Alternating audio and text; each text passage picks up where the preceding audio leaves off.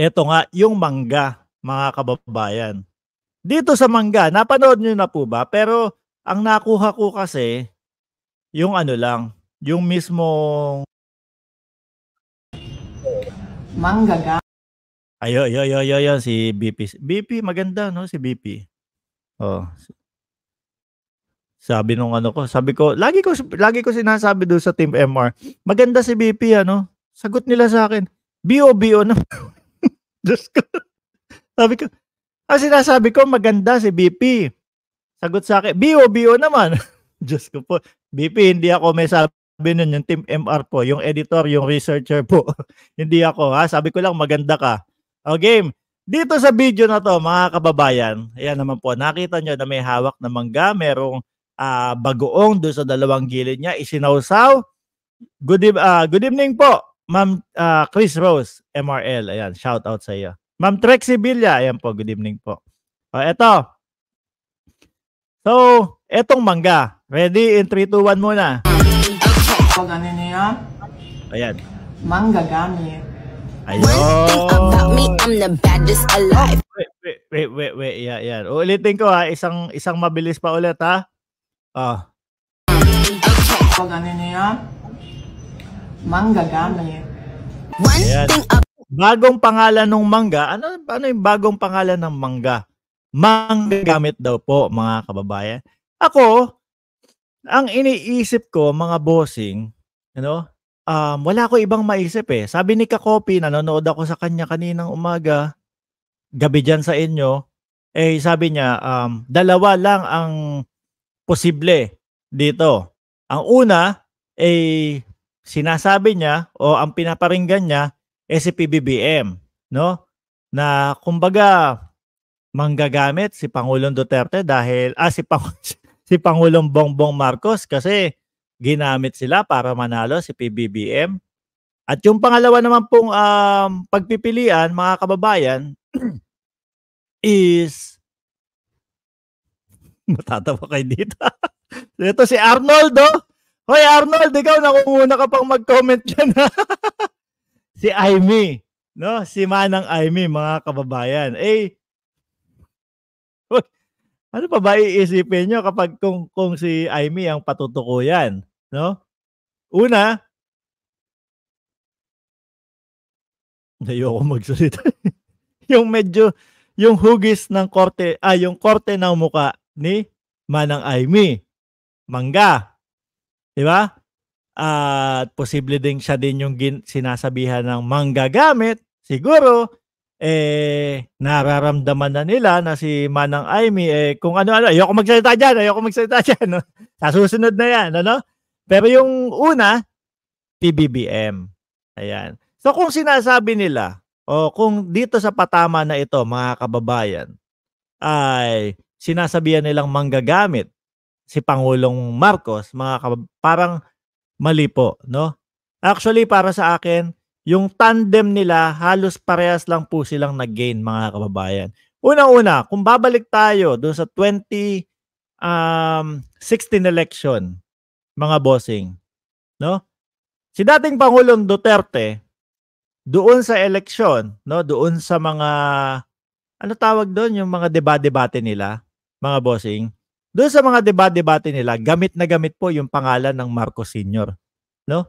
Ng dating presidente Marcos Sr. Gamit na gamit po 'yan. Lumatag yung ipapalibing, ano pa po? Nandoon yung mga papuri niya kay dating Pangulong Marcos Sr. Kaya naman po, mga kababayan, nakita ng mga loyalista at sumusuporta, no? Kay sumusuporta sa mga Marcos, nakita kay dating Pangulong Duterte na, okay to Okay to kasi wala tayo ibang mapipili. Puro mga kakampings at talagang hindi okay, no? Yung kanilang mga background sa politika, yung mga kalaban ni PRRD. Tapos syempre, para po sa ating lahat, fresh na fresh si PRRD noon, mga bossing. Eto real talk doon ko unang narinig ang pangalan na Duterte, mga kababayan. Pero po, yung yung Marcos Senior, Marcos, PBBM, mga kababayan, matagal na po. At alam po natin na matagal na din po, mga bossing, na solid ang suporta ng mga loyalista. Hindi po bumibitaw yan. No? Matagal na din pong madaming supporter ang mga Marcos, mga boss. So doon sa nakita kong yon,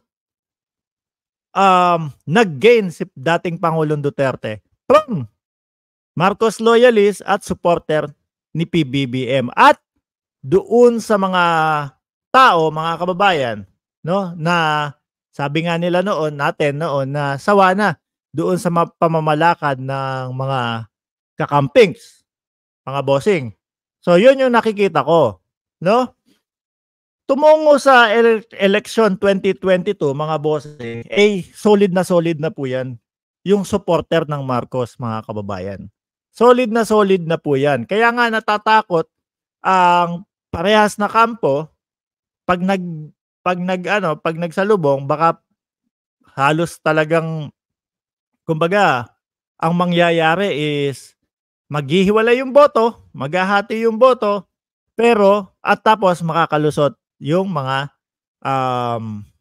kakampings. Ayan, mga kababayan. Pero yung manggagamit about Marcos, solid na yan eh. Solid na po yan, mga kababayan. Simula pa lang po. Pero yung mga Duterte, mga boss, medyo umingay lang po yan noong 2016 dahil wala nang mapili. No? Wala na tayong mapili. Wala nang mapili ang mamamayang Pilipino, mga boss, nung panahon na yon. Kaya tapos, bumanat sila ng bumanat. Magaling si Marcos Sr., ganun eh. Oh.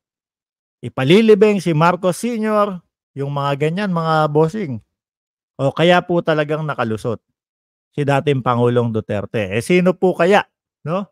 Sa tingin ninyo, yung sinasabing mangga gamit? Ayan. Sabi ni Boss Paulo Saison, sana yung comment mo?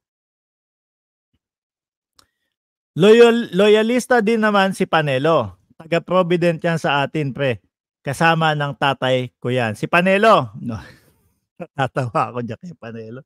Basta, nung nandyan ako sa Pilipinas, basta, nung panahon ng eleksyon, ayoko na kwento yun. No? Anyway, pumunta tayo sa pangatlong topic natin, mga bossing. Ay, comment nyo dyan. No? Sino sa tingin nyo ang pinaparinggan nung ni VP Sara Duterte, mga kababayan? Ito po ba ay ang ating Pangulo?